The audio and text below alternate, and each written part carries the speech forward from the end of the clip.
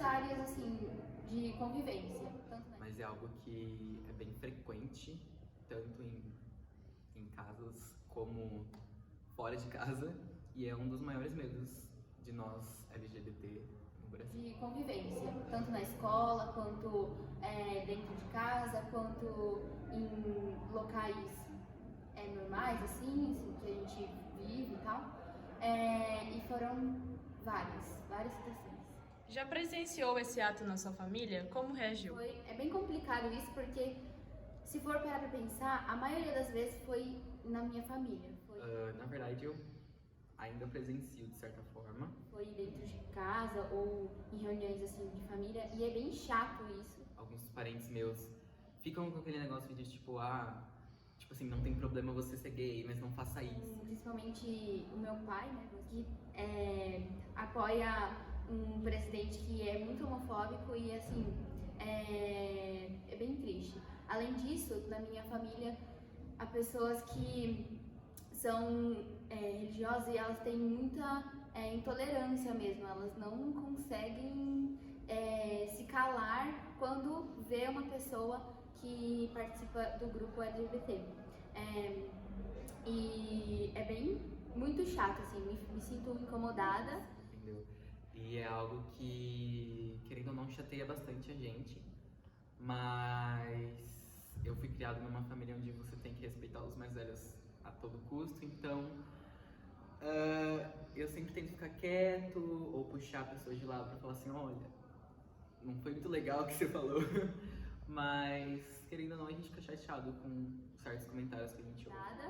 Só que às vezes, por causa de não saber como reagir, às vezes eu me calo, só que também algumas outras vezes já contestei, já tipo assim, pô, mas é uma pessoa, né? Não tem, é só porque ela escolheu isso, é só porque ela escolheu quem ela vai namorar, ou quem ela vai ter uma relação, ou quem ela vai viver a sua vida, não é por causa disso que ela tem que ser aniquilada da sociedade. Isso. Como você se sente nessa situação? Constrangimento ou raiva? Bom, quando eu vivo essas situações é bem complicado, assim, eu sinto um pouco de tudo, assim, sabe?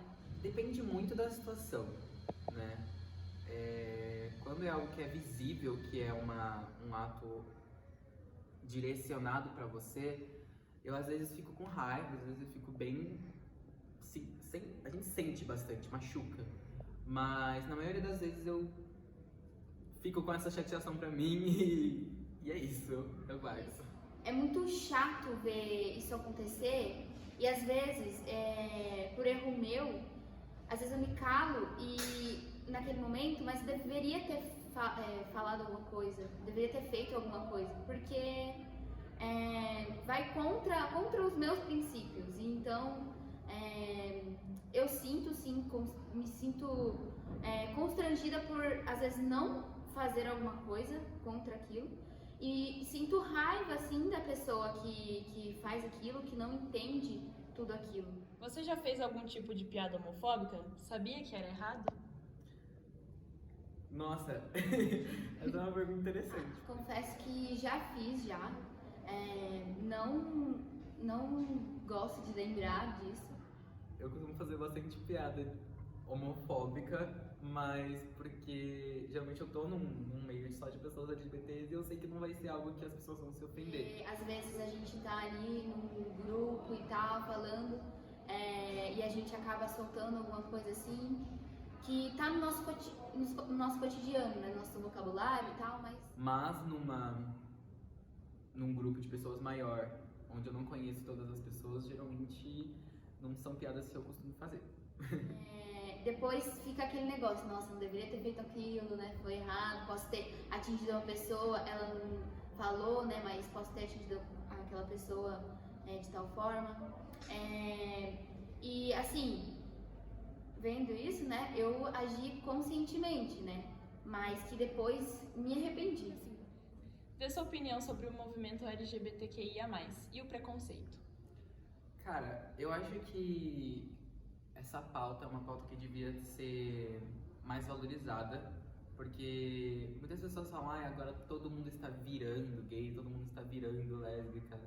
Só que é algo que, pela normalização, as pessoas estão começando a se sentir mais tranquilas em assumir isso. Na verdade, não é nem assumir, em viver tranquilamente como elas se sentem felizes. Então, eu acho que é algo muito difícil, porque as pessoas de gerações anteriores à nossa não entendem que agora o mundo está mais fácil pra gente viver. Por isso que estão aparecendo mais pessoas. Pessoas estão se mostrando quem elas realmente são. Bom, eu acho que devido ao preconceito, ao grande preconceito que tem contra o grupo LGBTQIA+,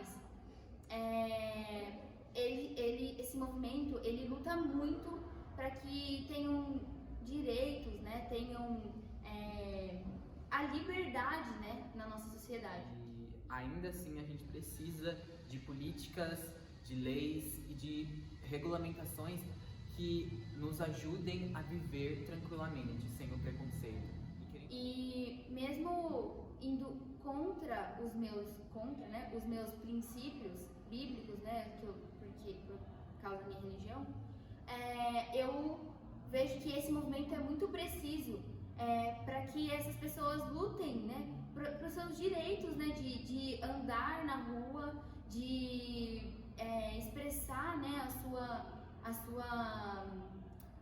ter o seu discurso e tudo mais. E querendo ou não, os nossos políticos, atualmente, eles propagam informações enganosas, eles disseminam a homofobia, a LGBTfobia no geral, para um país inteiro, e influencia essas pessoas a cada vez matar mais, a cada vez agredir mais, a cada vez ter esses tipos de comentários frequentemente. E isso é algo que a gente deve mudar, porque o mundo está mudando. A gente não pode ficar parado no tempo achando que a religião tem que prender a gente ou o governo tem que prender a gente. É muito importante isso, porque hoje em dia a gente vê pessoas que são mortas só por causa de ser desse grupo, pessoas que são abusadas só por causa de ser desse grupo, pessoas que são excluídas e assim muitas outras questões que só por causa de uma escolha pessoal da pessoa ela sofre com isso. Então eu vejo que essa luta, esse movimento é muito importante para que esse grupo não seja desfavorecido ou excluído ou humilhado e tudo mais. Você só quer viver, você só quer ser você só quer ter sua vida tranquilamente. Isso não vai mudar a vida de ninguém, além da sua. Então, se você tá tranquilo com isso, por que outra pessoa tem que se importar, né? E, querendo ou não, a gente ainda assim elege pessoas que, infelizmente, não têm esse pensamento atual. São pensamentos retrógrados, são pensamentos que